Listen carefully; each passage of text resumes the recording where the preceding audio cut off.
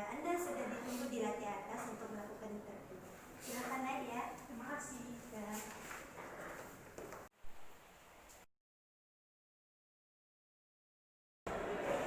Atas antrian nomor 03 punya nama silakan masuk. Saya Pak.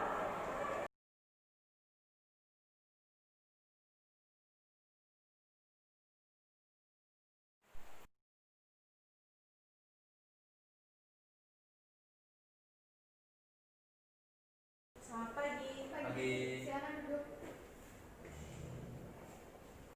Coba Anda ceritakan tentang diri Anda. Saya baru lulus kuliah di Universitas Islam Negeri Mataram, jurusan Ekonomi Syariah. Ini saya berniat mencari pekerjaan di mana saya dapat menerapkan kemampuan saya. Gimana ini? Kenapa Anda bisa tertarik untuk melamar pekerjaan di perusahaan kami? Karena sesuai dengan pengalaman dan kemampuan seperti di background perusahaan. Apakah Anda punya pengalaman kerja? Saya pernah magang ketika lulus kuliah.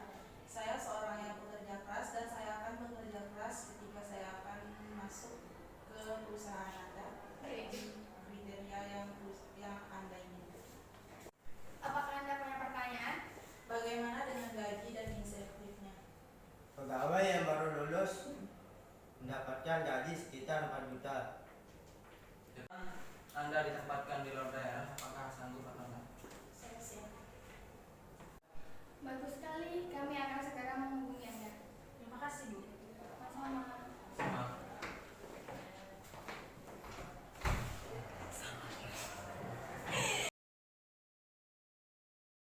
Assalamualaikum warahmatullahi wabarakatuh. Saya Suhaini, NIM 190502125. Di sini saya akan sedikit menceritakan tentang aktivitas HRD di dalam dunia kerja.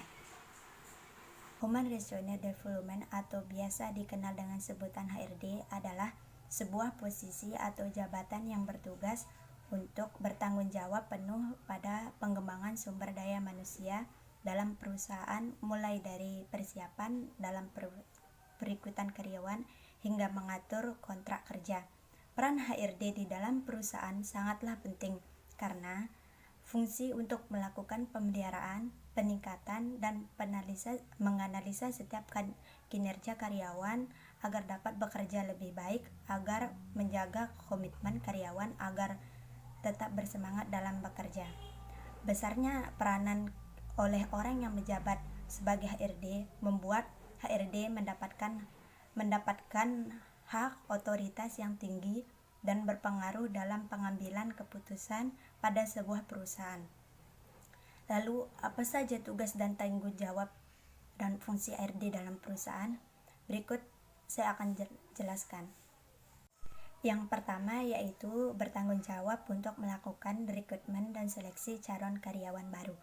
Banyak orang yang mengetahui jika proses rekrutmen dan perekrutan karyawan baru dalam sebuah perusahaan biasanya dipegang oleh tim HRD.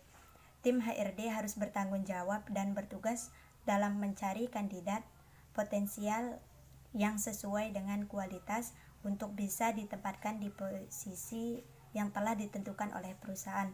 Proses seleksi karyawan dilakukan saat melihat CV calon karyawan, tes tertulis maupun interview kerja. HRD harus mengetahui dan menganalisa apakah calon karyawan tersebut memiliki kompetensi untuk menjadi bagian dalam perusahaan. Yang kedua, bertugas untuk mengembangkan dan memberi pelatihan karyawan. Produktivitas karyawan merupakan kunci bagi perusahaan untuk dapat berjalan lebih maju lagi. Produktivitas karyawan yang baik tentunya akan membuat perusahaan akan berkembang dengan lebih cepat. Sebaliknya, jika produktivitas menurun, maka perusahaan pun akan mengalami penurunan. Untuk mengatasi hal tersebut, biasanya perusahaan akan menyerahkan permasalahan tersebut kepada bagian HRD. HRD harus mampu memberikan pelatihan mengenai pekerjaan yang seharusnya dilakukan, menjalankan fungsi visi misi yang tepat agar karyawan mengerti dan dapat mengimplementasikan visi dan misi yang telah dicontohkan, dan hal lainnya yang berkaitan dengan pengembangan dan mutu karyawan. 3. Mengevaluasi tingkat kehadiran karyawan. Salah satu tugas HRD adalah bertanggung jawab terhadap tingkat kehadiran karyawan. HRD harus mampu melakukan pendisiplinan kepada karyawan yang menyebarkan efek negatif dalam perusahaan. Salah satu efek negatif yang tidak boleh tersebar adalah persoalan kedisiplinan karyawan. Karyawan yang tidak disiplin akan cenderung sering tidak hadir dalam perusahaan.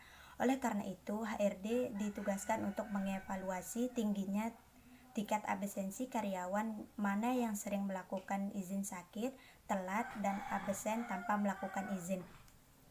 Dengan mendata karyawan tanpa melakukan izin. Dengan mendata karyawan manda yang sering melakukan absen, tentu dapat dijadikan sebagai indikator untuk menentukan karyawan mana yang cocok untuk diberi peringatan. Yang terakhir itu memberikan kompensasi dan perlindungan dari setiap karyawan. Menjadi seorang HRD tidak hanya melakukan tugas yang dapat menguntungkan perusahaan, tetapi juga harus tetap menjadi pelindung bagi setiap karyawan. HRD harus memperhatikan kesejahteraan karyawan, baik itu mengenai budaya perusahaan maupun besarnya upah atau gaji yang diberikan kepada karyawan. HRD harus mampu mempertimbangkan berapa nominal gaji yang sesuai dengan kinerja dan tanggung jawab yang dibebankan kepada karyawan. Selain itu, mempertimbangkan lama kerjanya karyawan juga menjadi poin penting dalam menentukan nominal gaji, karena dengan melihat lama bekerja karyawan, HRD dapat mengetahui tingkat loyalitas yang dimiliki oleh karyawan. Sekian penjelasan yang dapat saya sampaikan. Kurang lebihnya saya mohon maaf. Wassalamualaikum warahmatullahi wabarakatuh.